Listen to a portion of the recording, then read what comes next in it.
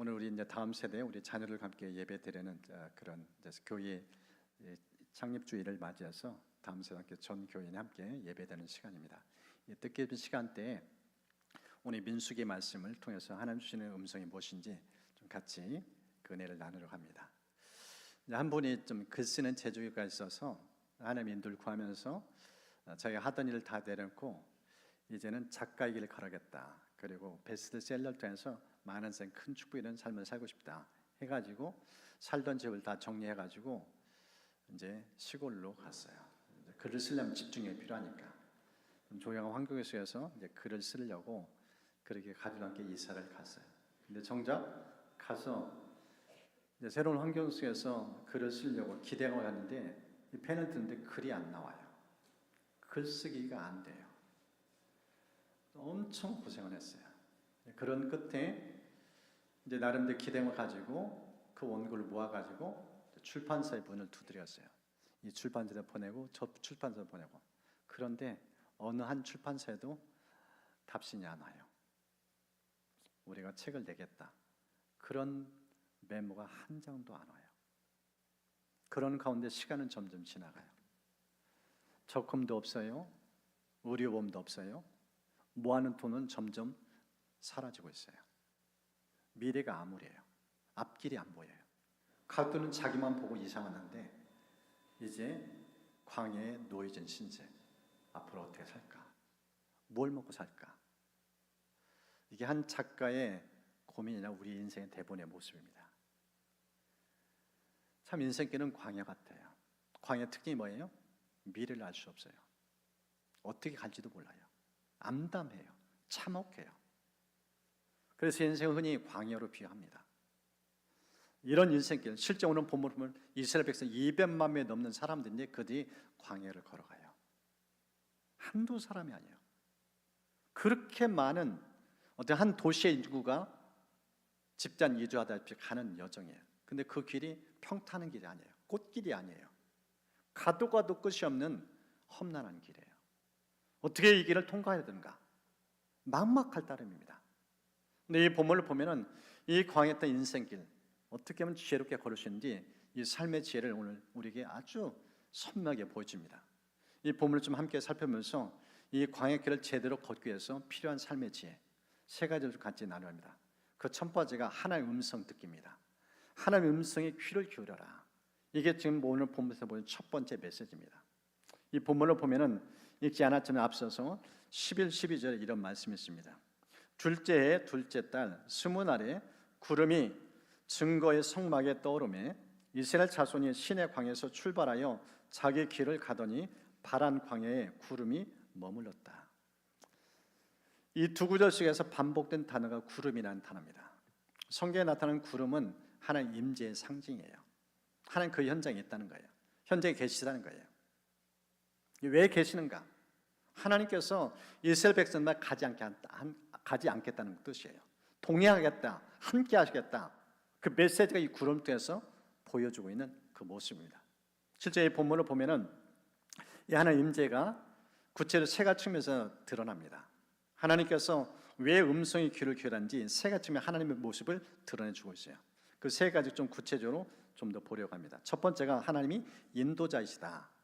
첫 번째는 하나님이 인도하시는 분인 것을 이제 소개해 줍니다. 스크린 좀 넘겨주시고 13절 말씀 보십시오. 이와 같이 그들이 여호와께서 모세에게 명령하신 것을 따라 행진하기를 시작했다. 지금 저기 보면은 모세가 등장해요. 우리가 출애굽의 인도자 그리고 광야길 인도하는 사람 하면서 모세를 생각해요. 근데 실제 성경 보면은 모세는 하나님의 음성 듣고 그 음성에 반응한 사람이에요. 누가 진정한 인도자가 하나님이에요. 하나님 말씀하시고 그 말씀 듣고 발걸음 움직이는 게 모세와 이스라엘 백성들이에요. 하나님 어떤 모습을 보여준가? 인도하시는 분, 가이드로 소개하고 있어요. 우리가 낯선 길 갈 때 가이드 없이는 어떻게 돼요? 진짜 좌충우돌해요. 실수투성이에요. 이 길에 맞는가 저 길에 맞는가 헷갈려요. 근데 그 길을 제대로 알고 있는 가이드 만나면은 걱정할 필요가 없어요. 가이드인데는 따라가기만 하면 돼요. 지금 모세는 따라가기만 할 따름이에요. 그것을 보여줍니다. 하나님이 가이드하고 있는 모습. 그것이 성경은 우리에게 비춰주고 이제 보여주고 있습니다. 이제 두 번째 하나님의 모습이 이 본문에 등장하는데, 하나님은 예배하신 분. 여러분 33절 보십시오. 지금 여호와의 산에서 떠나서 갑니다. 근데 저 말씀 보십시오. 여호와의 언약궤가 그 3일 길에 앞서가며 쉴 곳을 찾았다. 하나님이 동행인데 동행의 차원을 뛰어넘어요. 백성보다 한 걸음 더 미리 나가셔요. 실제 이동 행렬 보면은 맨 앞에 언약궤가 등장해요. 언약궤를 맨 제사장들, 그 사람들이 등장하면서 이제 백성들이 따라가는 모습이에요. 하나님이 앞서가시는 모습이에요. 우리보다 한 걸음 더 가시는. 목자 되신 하나님의 특징이 뭔가? 우리의 인생을 가이드하기 때문에 앞서가셔서 그 길을 준비한다는 거예요. 이게 예배신 하나님의 모습을 우리에게 소개하고 있습니다. 실제 이제 성경을 보면은 이스라엘 백성들이 출애굽하면서 홍해를 지나서 수르 광야를 지날 때가 있어요. 3일 동안 가는데 얼마나 목말른지, 너무너무 힘들고 고통스러워요. 그래서 백성들이 불평 원망을 많이 해요. 물 좀 달라, 물 좀 달라. 그런 가운데서 눈앞에 펼쳐진 이 물이 보이는 거예요. 태양이 비쳐서 물이 비치면서 막 너도 나도 달려가서 이 물을 들이키는데 물이 너무 써요. 다 토해내요. 그런 고통을 겪습니다. 이제 이 말의 쓴물 사건 이후에 하나님께서 어떻게 백성들 인도하신지 성경은 이렇게 기록을 해놨습니다. 그들이 엘림에 이르니 거기에 물샘 열둘과 종려나무 70그루가 있는지라. 거기서 그들이 그 물 곁에 장막을 치니라. 엘림, 이 엘림에 도착하니까 뭐가 기다리고 있는가? 물샘 열둘. 무슨 뜻일까요? 하나님께서 12지파 모든 그 목마름을 해결하기 위해서 앞서서 준비했다. 12은 모든 백성들의 목마름을 해결시키기 위해서 미리 준비한 그 그릇, 그 하나님 예배한 손길을 보여줘요. 종려나무 70은 완전 숫자입니다. 그 모든 백성들의 쉼터, 그 그릇에 되어주게 하여 하나님께서 종려나무 70그루를 준비했다. 그 메시지를 들려줘요. 말의 쓴물이 다가 아니에요. 말의 쓴물 지나 보니까 하나님께서 앞서서 뭘 준비했는가? 우리의 고단한 인생, 광야길 걸으는 힘든 인생, 우리 위로하고 우리를 목마름을 피로를 채워주게 해서 앞서서 예비시키는 하나님의 모습, 여호와 일의 하나님의 모습을 우리에게 비춰줍니다. 세 번째 하나님의 모습은요, 배려하시는 분이에요. 보십시오. 이스라엘 백성들이 이제 태양빛 아래 그 200만을 걸었는데 생각해 보세요. 나이 드신 할아버지 할머니, 그리고 심지어 갓난아기까지 그 모든 세대가 같이 이동하고 있는 상황이에요. 그런 땡볕이에요. 여러분이 여름철 땡볕 알잖아요. 얼마나 더워요. 그늘이 그리워요. 근데 광야는 나무가 안 보여요. 어디에 그늘방인지 몰라요. 한여름의 사막의 기후 40~50도가 넘는다고 표현하고 있어요. 헉헉대요. 걷다가 죽게들, 타서 죽을 정도로 뜨거운 태양이 장렬한 현장이에요. 그런데 하나님께서 이들이 낮에 걸을 때 어떻게 한다고요? 구름을 쳐줘요. 그늘막을 형성해줘요. 얼마나 자상한 손길로 그들의 걸음걸음을 이끄시는지 그걸 보여줍니다. 차양막을 쳐준다는 거예요. 구름을 통해서. 이렇게 자상한 하나님의 도의 손길을 이 성경 우리에게 비춰주고 보여주고 있습니다. 하나님이 가이드 하시죠? 하나님이 예배하시죠? 그걸 하나님께서 자상한 손길로 우리의 이 땡볕에서 고생하지 않도록 그늘까지 쳐주시는 이 모습, 이런 가운데 하나님께 중심에서 이끌어 가시는 모습, 그래서 우리가 하나님의 음성에 기울일 것을 이 성경은 말씀을 하고 있습니다. 하나님께서 저는 10년 가운데 이 광야를 걸으면서 날마다 하나님의 음성에 기울이며 이 하나님의 자상한 인도를 맛보는 그런 은총의 길을 축복합니다. 시장을 보면은 예수님께서 이 광야에서 그 10,000명이 넘는 사람들의 먹거리를 공급해줘요. 늦은 저녁이에요. 집에 가야 되나 안 가고 예수님 곁에 있어요. 배고픈 상황이에요. 근데 예수님께서 한 아이가 먹는 떡, 보리떡 5개, 물고기 2마리 가지고 남자 5,000명을 먹여도 남았어요. 12공자리 넘게. 그 오병이의 기적의 현장에 예수님 계시면서 왜 예수님께 이것을 행하셨는지, 그것을 이 광야 이스라엘 백성의 만나 사건과 곁들여서 설명해 줘요. 그러면서 자신이 누구신지 성경에 이렇게 말씀을 합니다. 나는 생명의 떡이니 내게 오는 자는 결코 줄이지 아니할 터이요 나를 믿는 자는 영원히 목마르지 아니하리라. 예수님 자신을 뭘로 표현한가? 생명의 떡. 이스라엘 백성 광야에서 만나를 먹고도 죽었다. 그런데 생명의 떡이신 나, 예수님을 먹고 마시면 결코 줄이리도 배고프지 않는다. 날마다 나를 먹고 마셔라. 이 얘기를 꺼내요. 일시적인 필요, 육신의 떡이 전부가 아니라는 거예요. 광야의 인생을 어떻게 우리가 걸을 수 있는가? 배부르게 풍족하게 은혜를 두며 살 수 있는가? 예수님을 계속 만나라는 거예요. 그분의 음성 듣고 주님과 교제하면서 주님과 동행하는 발걸음, 그 발걸음마다 은총이 깃들 것을 말씀하고 있어요. 주님과 친밀한 교제, 이 동행이 얼마나 중요하신지, 이 광야 한복판에서 예수께서 자신의 초점 맞추고 살 것을 도전하고 있는 말씀입니다. 저와 여러분 삶 속에서 매일의 삶의 시작에 예수님을 앞장서고 주의 음성 들으며 살아가는 그런 은총을 축복합니다. 두 번째는요, 이 광야 때 인생길 제대로 어떻게 걸어가신가? 공동체와 함께 걸어가라. 홀로 걷지 말라는 거예요. 우리가 자주 듣는 말이 있어요. 빨리 가려면 혼자 가고 멀리 가라면 함께 가라. 여기에 담긴 메시지가 뭐예요?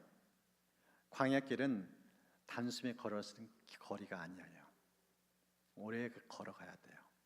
끝이 없어요. 언제 끝날지도 몰라요. 근데 그 현장에 홀로 걷는다? 위험천만하다는 거예요.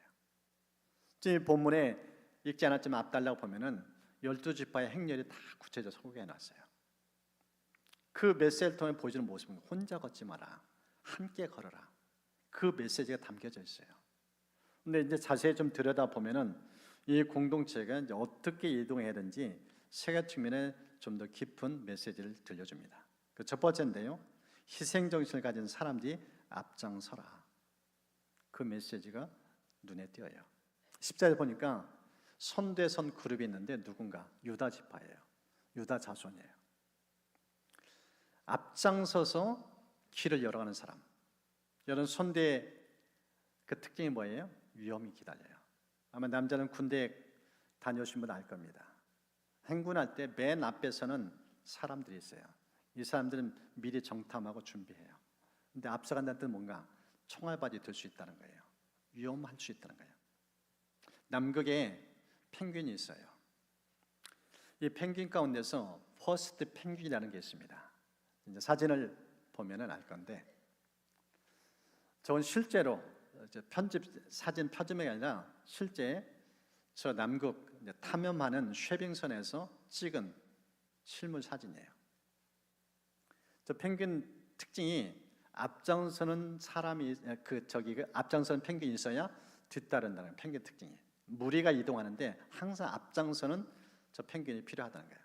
근데 맨 앞에서는 저 펭귄을 가리켜서 뭐라고 하는가? 퍼스트 펭귄. 근데 저 퍼스트 펭귄에 대한 의미 부여를 이렇게 했어요. 불확실하고 위험한 상황에서 용기를 내고 먼저 도전함으로써 다른 이들에게도 참여의 동기를 유발하는 선발자. 불확실하고 위험한 상황에서 용기를 내고 먼저 도전함으로써 다른 이들에게도 참여의 동기를 유발하는 선발자. 무슨 뜻인가? 가장 먼저 몸 던지는 그런 인물, 사람. 모험정신, 희생정신, 살신성이 필요한 사람. 유다 지파가 왜 저 선봉에 서게 됐는가? 창세기 43장, 44장 보면 그 배경이 정확하게 나와 있어요. 요셉이 애굽에 팔려갔잖아요. 근데 어느 날 보니까 총리가 됐어요. 근데 이 총리가 됐을 때 그 형들은 이 가나안 땅에 있으면서 흉년으로 인해서 굉장히 고생을 하고 있어요. 먹고 살 길이 막막해요. 그래서 아버지가 형들 이제 등떠밀어 가지고 가서 식량 사오라. 애굽에는 음식이 많다더라. 먹거리가 많다더라. 그래서 이제 그 현장에서 이 요셉을 만나요. 근데 요셉인지 몰라요. 요셉 척 보니까 형들이에요.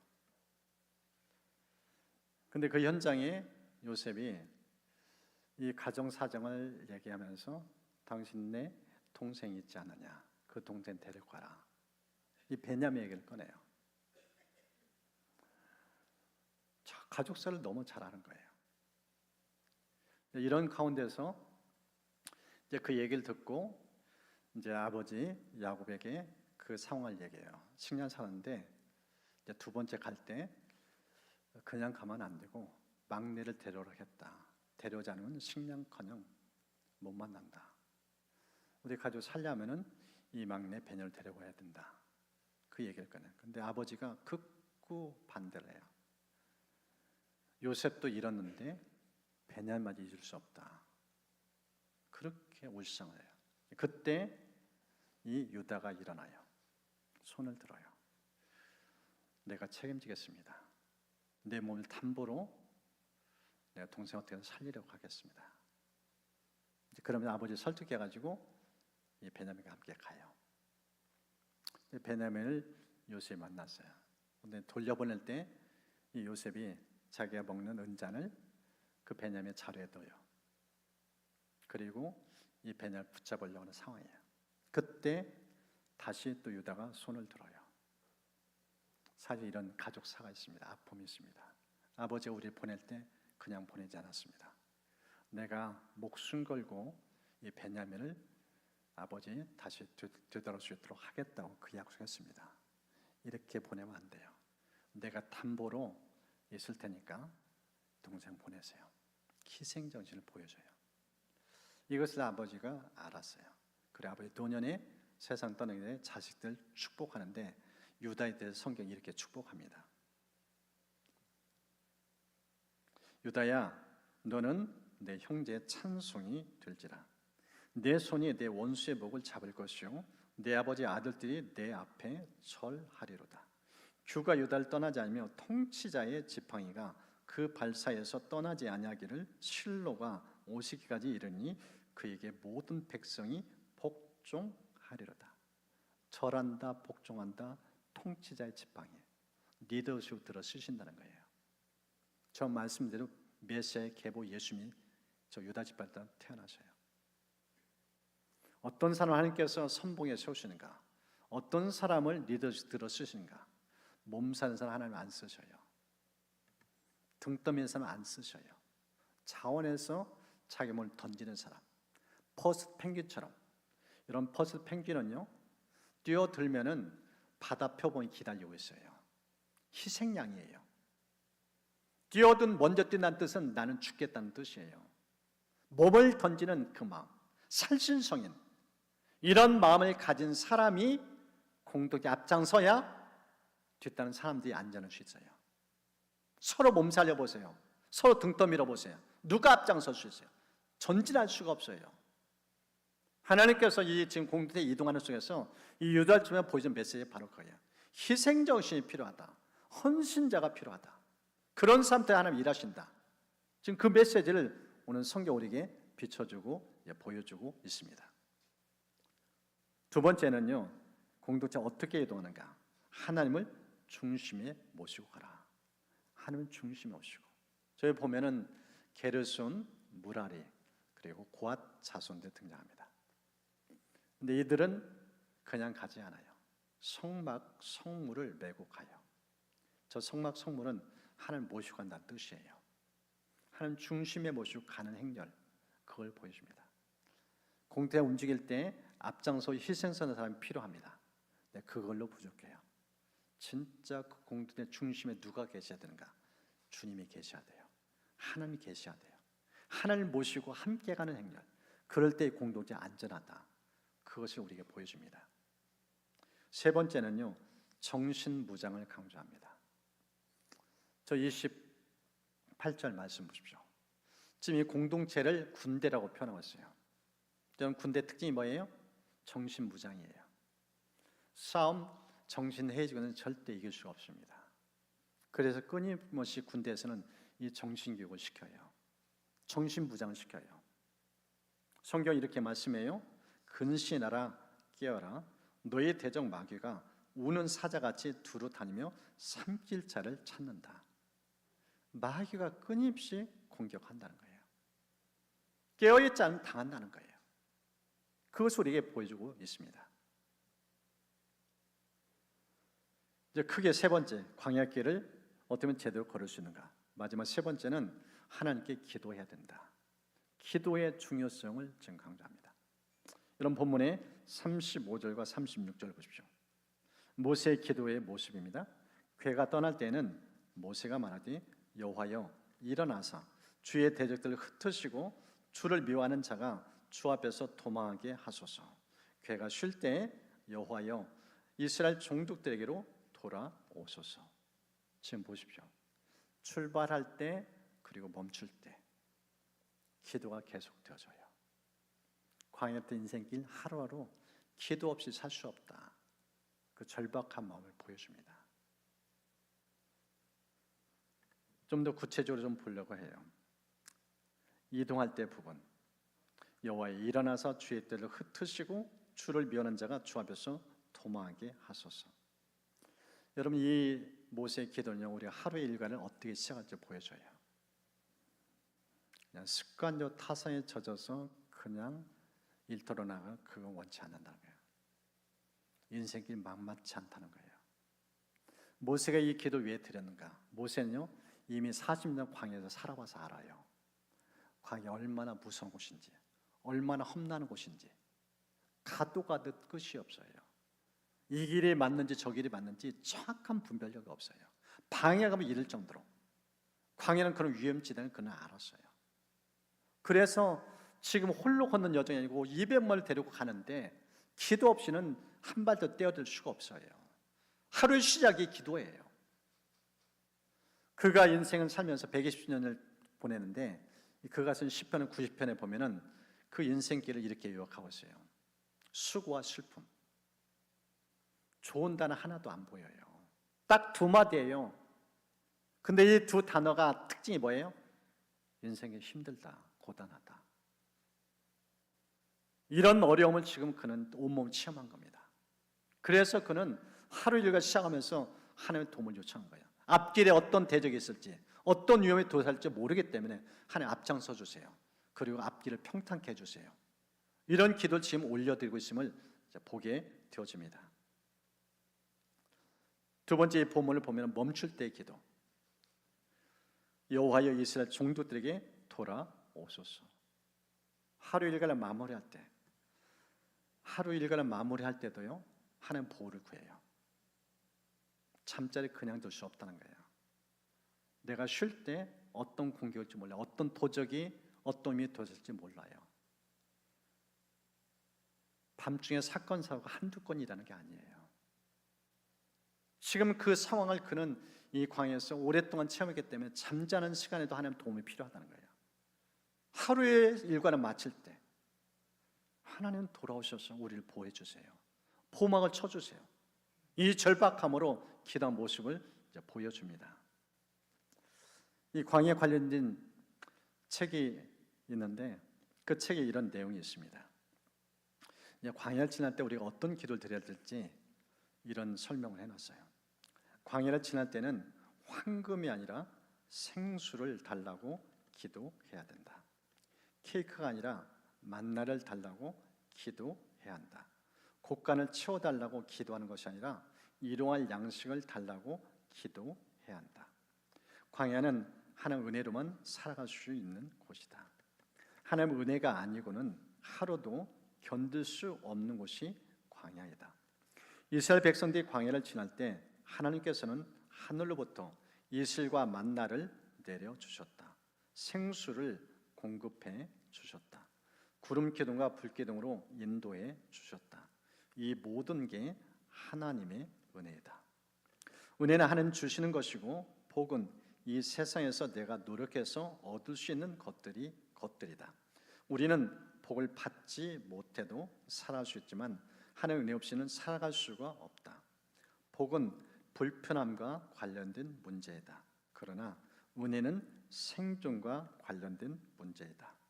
복을 받지 못하면 좀 불편할 수 있지만 하나님의 은혜 없이는 살아갈 수 없기 때문이다. 그래서 광야를 지날 때는 복을 구하지 말고 은혜를 구하라. 광야는 하나님의 은혜로만 살아남을 수 있는 곳이다. 힘든 광야에서 보낼 때 복 달라고 구하면 지혜로운 기도가 아니라는 거예요. 매일매일 은혜라는 거예요. 은혜에 있으면 산다는 거예요. 그걸 말씀하고 있어요. 실제 다윗이 사울에 쫓기면서 10여 년을 광야 생활을 했어요. 그 광야 생활 중에 특별히 한 동굴에 피신했을 때 쓴 시가 있습니다.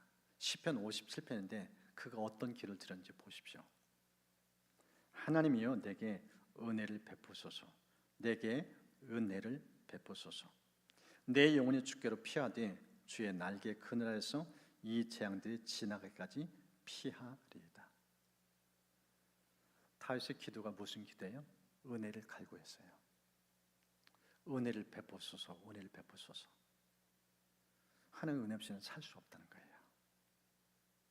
이게 지금 광야를 걸었던 지금 모세의 기도고 다윗의 기도예요. 다윗의 기도는 시편 143편으로 이어집니다. 그가 이런 기도를 시작하면서 하루로 열어가요. 이 기도는 우리는 함께 좀 스크린 보시면서 읽도록 하겠습니다. 여러분의 매일의 기도가 이 기도가 되시길 바라는 그런 마음으로 같이 읽겠습니다. 아침에 나로 하여금 주의 인자한 말씀을 듣게 하소서. 내가 주를 의뢰함이니이다. 내가 다닐 길을 알게 하소서. 내가 내 영혼을 주께 드림이니이다. 저 말씀을 보십시오. 다윗이 하루를 열어갈 때 그냥 습관적으로 열지 않았어요. 기도로 열었어요. 근데 어떤 길을 듣는가? 하나님의 말씀을 들려달라고. 말씀을 들어야 광야 같은 인생길 걸어갈 수 있다고. 말씀에 대한 갈망, 말씀을 사모하는 하나님의 음성 듣기는 그가 얼마나 힘쓰는지.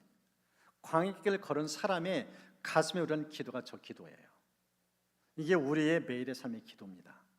하나님 오늘 또 그냥 걷지 해주세요. 오늘 하나님의 음성 들으며 그 음성 따라 살기 원합니다. 구원을 인도하는 그 문, 생명길로 인도하는 그 문, 그 문을 알고 싶습니다. 그 문이 어떤 문인지 보여주세요. 말씀대로 그것을 깨닫게 해주세요. 이 갈망이 필요하다는 거예요. 제가 이 부교육자 시절에 주일 되면 성경대학을 오픈하고 다양한 강좌를 치는데 제가 그때 말씀 묵상 훈련시키는 큐티반을 좀 운영을 수년 동안 했었어요. 그때 이제 이 큐티 말씀 묵상 훈련에 들었던 한 집사님이 10주 훈련 받은 다음에 이런 글을 쓴 것을 좀 봤어요. 10주 안에 큐티 공부가 끝나간다. 목사님께서는 최선을 다해 가르쳐 주시는데 열심히 노력하지 않은 점이 조금은 아쉽다. 다음에 다시 한번 더 공부해서 하나님의 말씀 듣는 것을 체질화해야겠다. 이번 큐티 나눔을 통해 성도 간의 교제의 중요성을 실감하게 되었고 말씀을 사랑하시는 집사님들 통해 배운 것도 많았고 큰 도전을 받기도 했다. 이번 큐티 공부의 큰 수확은 아직은 미약하지만 모든 문제의 초점이 내 시각에서 하나님 시각으로 조금씩 바뀌어 가게 되었고 하나님께 묻기 시작했다는 것이다. 그리고 하나님의 말씀에 귀 기울인 자가 되어가고 있다는 것이다.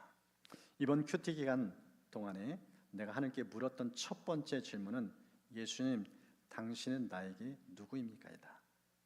예수님께서는 나를 죄에서 구원하시기 위해 나에게 오신 하나님이라고 말씀하신다. 정말 감격스럽고 나의 가슴에서 떠나지 않는 말씀이다. 내 양은 내 음성을 들으며 나는 저희를 알며 저희는 나를 따르느니라는 말씀처럼 하나님께서는 수없이 나에게 말씀하셨는데 그동안 나의 귀를 막고 있었던 것이 참 많이 회개된다.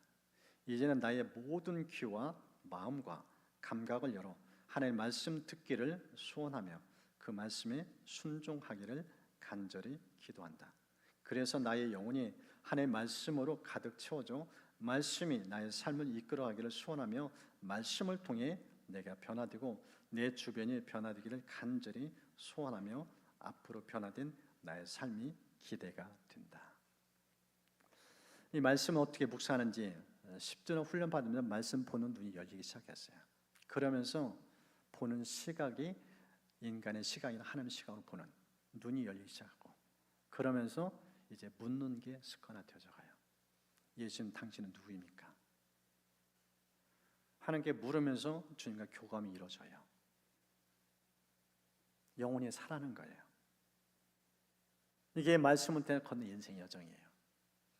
우리 교회는 우리 애들을 좀 큐티를 좀 더 깊이 있게 강화시켜서 지금 주일날도 큐티 본문 가지고 말씀을 나누고 있어요. 이 두란노 생명의 삶, 이 큐티기에 매일 묵상 본문이 주어져요. 새벽에도 그걸 가지고 나누고 있고, 주일날도 오늘자 이 본문 가지고 나누고 있어요. 매일매일 말씀 앞에 하나님께 뭘 말씀하는가?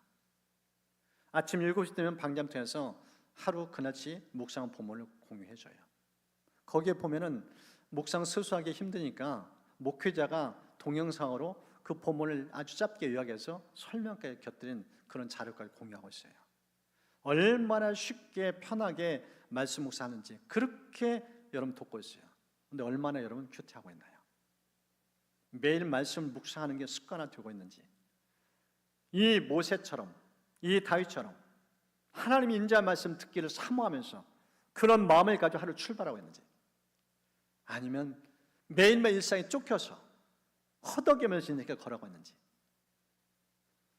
여러분, 인생길은 결코 내 경험으로 되지 않아요. 내 지혜로 되지 않아요. 세상 만만치 않습니다. 호락호락하지 않아요. 광야길은 끝이 없어요. 어떤 위험이 들어왔는지 전혀 몰라요. 그런 인생을 어떻게 걸어갈 수 있는가? 오늘 성경 우리가 정확히 보여주고 있어요. 세 가지를 함께 나눴습니다. 하나님을 가이드도 모시고 살라. 그분의 음성을 들어야 된다. 음성 듣기를 갈망해라.